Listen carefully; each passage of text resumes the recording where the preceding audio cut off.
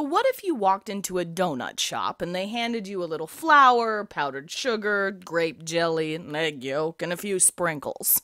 That collection of ingredients just wouldn't be as good as a good old-fashioned jelly donut, now would it?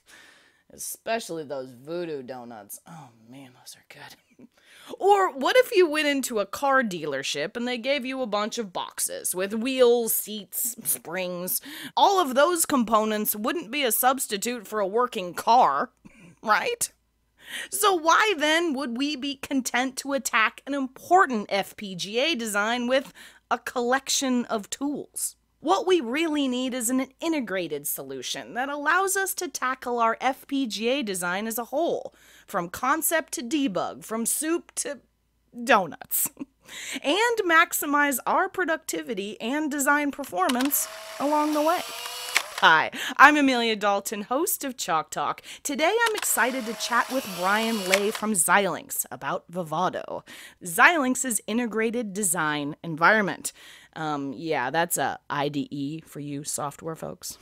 For FPGA design.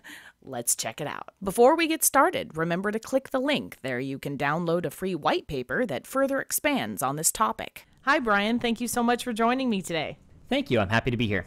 Fantastic. So, Brian, for my audience who doesn't know, what exactly is Vivado?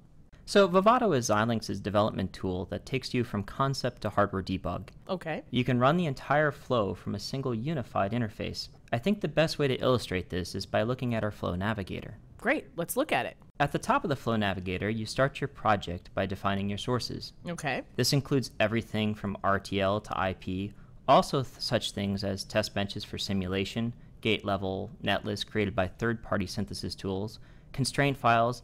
Essentially, any inputs that are used by the flow are specified here. The Hierarchical Sources View, or HSV window, displays all the sources used by Vivado and organizes them for you. Great. I can always use more organization. Once all the sources are defined, you can use the Flow Navigator to launch simulation or open the elaborated design. Vivado has a robust simulator that allows you to verify RTL functionality. Okay. Elaboration takes your RTL and allows you to visualize it as a schematic. Okay. For instance, a case statement may be shown as a mux. It gives you another way of visualizing your RTL. Cool, okay. Once you are satisfied with the functionality, then synthesis can be run to generate the gate level netlist. You follow this by implementation to place and route the design, and to close on your design requirements. And finally, you write the bit stream that is used to program the hardware. If you do have a board connected to your computer, you can proceed with programming the board and debugging any hardware issues. Cool, okay. So as you can see, Vivado has everything you need to bring your designs to market. All right, Brian, why should I use Vivado? Well, that's a really good question, and not an easy one to answer completely. Okay. Since there are so many areas where Vivado excels. But if I had to generalize, I would say that Vivado accelerates your design productivity. Ah. First, it enables designing at higher levels of abstraction, so large designs are manageable. Secondly, it provides early feedback that indicates if your design is converging. Vivado can monitor and analyze your design at each step of the flow. This ultimately reduces the number of iterations required to generate your bit stream. Thirdly, since it's a unified suite, Vivado has extensive cross-probing that will quickly bring any issues to the designer's attention. And finally, Vivado can trade off between design criteria such as timing, power, and area to converge your design more quickly. Okay, Brian, what did you mean by designing at higher levels of abstraction? How does Vivado deal with this? So this is a very exciting area of Vivado, and we've been dedicating a lot of resources to it. Cool, okay. The fundamental problem is that as devices and designs continue to get bigger, it's becoming more imperative that we are able to design at higher levels of abstraction. Mm-hmm. At the same time, be able to break that problem up so that several designers can work on it at the same time. Makes sense, yeah. So to achieve this, Vivado includes a powerful tool called IP Integrator. Here is an IP Integrator example design using a Zinc core. 6 pieces of IP have been integrated into a system, including an ARM core, a reset controller, AXI interconnect logic, a memory controller, the memory itself, and an I/O controller. Okay. Xilinx has an extensive catalog of IP that continues to grow, and many of these IP are now including standardized interfaces that allow them to easily integrate into the larger systems, as you can see here. Cool. So definitely I've noticed that my designs are having more and more third-party IP in them. Yeah, so creating your system becomes really as easy as stitching these interfaces together. Fantastic. Vivado can assist you with this process too by checking to make sure that your connections are correct on the fly. So as you can see in this example, the green check mark indicates that your connection is valid. Cool. Okay, so let me get this right. IP Integrator allows me to put these smaller blocks together to make a larger system? Exactly. This way you can focus your efforts on the system-level interactions and data transfers rather than the minute details of each block. Great, okay. It's similar to how software functions. They break large programs into smaller bite-sized pieces. Right. If you take this one step further, you can assign different team members to each block and task them to ensure that each block meets its design constraints independently. Okay. Once all the building blocks are passing, you can bring all the blocks back together to solve any remaining problems. In Vivado, we call this the out-of-context flow. Each design can be synthesized independently and then plugged into the larger ecosystem just prior to placement and routing. Cool, okay. So, Brian, can I use my own blocks or am I limited to the IP that Xilinx provides? So Vivado includes a tool called IP Packager that allows custom IP to be packaged into a standardized wrapper. Once your custom IP is packaged, it can be added to your IP catalog and can be used with IP Integrator. So there's an additional step you have to go through, but the overhead is kept to a minimum. As you can see, it's very powerful and eventually become a necessity as design complexity continues to increase. Cool. So can I reuse them in several designs? Absolutely. That is one of the benefits of using the IP Packager. The interfaces can be parameterized so that the IP can be customized to several different applications. So if I'm using them in several different designs, how do we work with version control? So if several people are using the same piece of IP, then you will likely want to use revision control, just like you mentioned. Xilinx has many customers that use a wide spectrum of revision control software, and thus we don't integrate any particular one into Vivado. Instead, we offer two solutions. Okay, cool. First, if you're using the project-based flow, as we'll be discussing today, we suggest you use a tickle command called write project tickle. Okay. This command creates a script that can regenerate your project from its sources.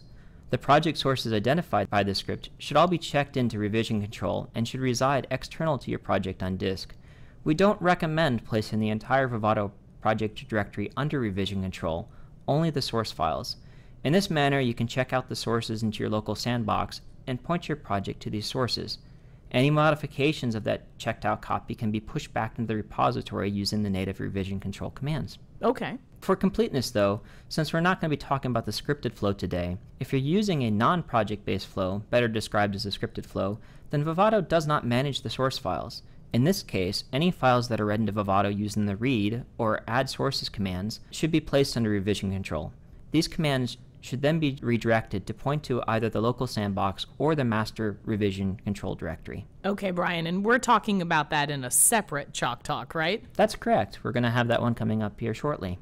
In this manner, Vivado can work with any third-party revision control software. One of the issues that I run into in a lot of complex designs is the number of iterations that takes me to get to closure. Vivado has a solution for that as well, and some of this is also just following a good design methodology. Sure. For instance, most people understand that simulation inherently improves your efficiency since you're able to find logical errors in your RTL very quickly without even synthesizing the design. Mm-hmm.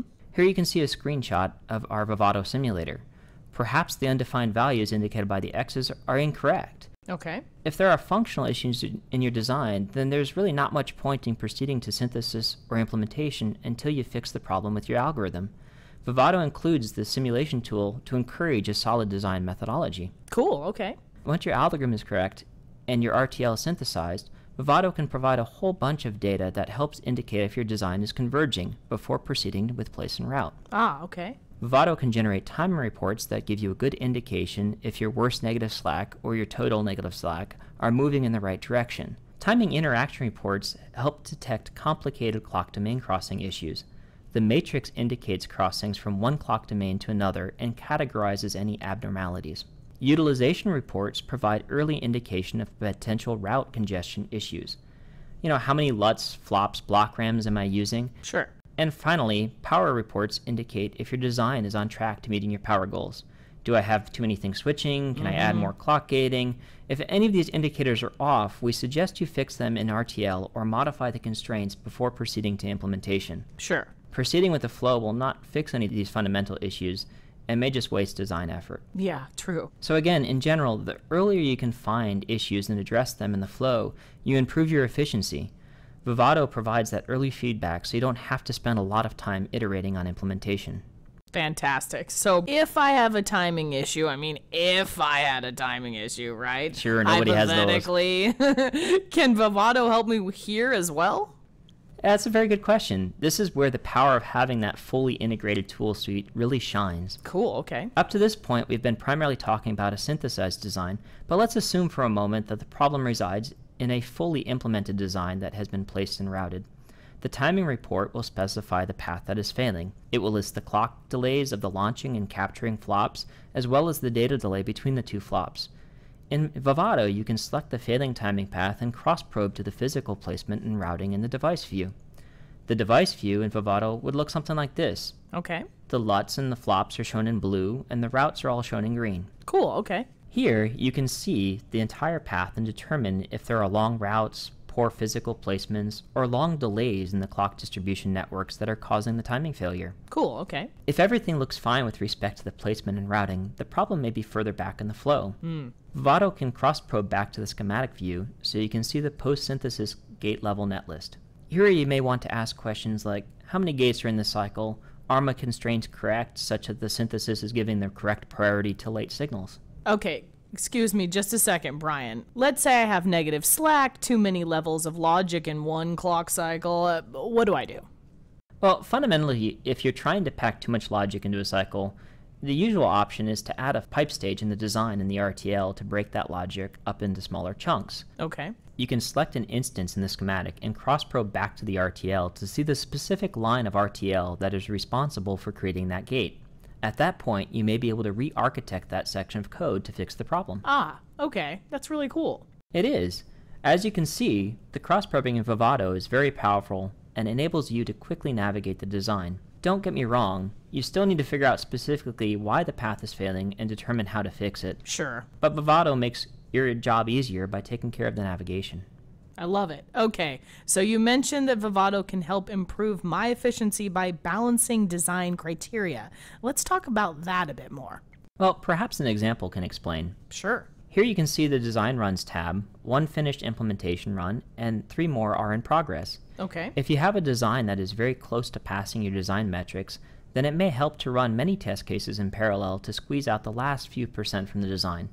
This may involve having several different constraint sets where you are tweaking your timing or placement constraints slightly to help the design converge. Or, alternatively, you can direct the tool to focus on a particular type of optimization. In Vivado, these are called strategies. And as you can see, we have a lot of strategies built into Vivado. Yeah. Without going into too many details, assume you have a design that meets your timing goals and your utilization goals, but is slightly missing your power requirements. Okay. If you select your power optimization, then the implementation tool will concentrate on power optimizations at the expense of timing. It will try to keep everything else passing, but your worst negative slack and your total negative slack, and your utilization may degrade as a result. Basically, you're robbing Peter to pay Paul. That's exactly correct. In reality, though, you might want to try several strategies and see which one works best for your design. Vivado allows many runs to proceed in parallel, either using local resources, if you have a multi-core processor, or LSF if you have a compute cluster. Okay. At the end of the day, it doesn't matter how you cross the finish line or which strategy you use, just that your timing issue is resolved. Right, okay. Phew. Now, Brian, this has been a lot to cover today. Can you recap a bit for me? Sure. To recap, Vivado simplifies the FPGA development process by integrating all the tools into a unified design environment and enables cross-probing between all those views. Vivado simplifies design abstraction, data visualization, and assists with making appropriate design trade-offs to drive your time to market. And finally, Vivado can be integrated with third-party revision control systems. Fantastic. I think I'm ready to get started, Brian. Where do I go for more information? On our Vivado support page, we have a lot of good quick take videos that are 10 to 20 minutes in length that can show you specific aspects of the flow.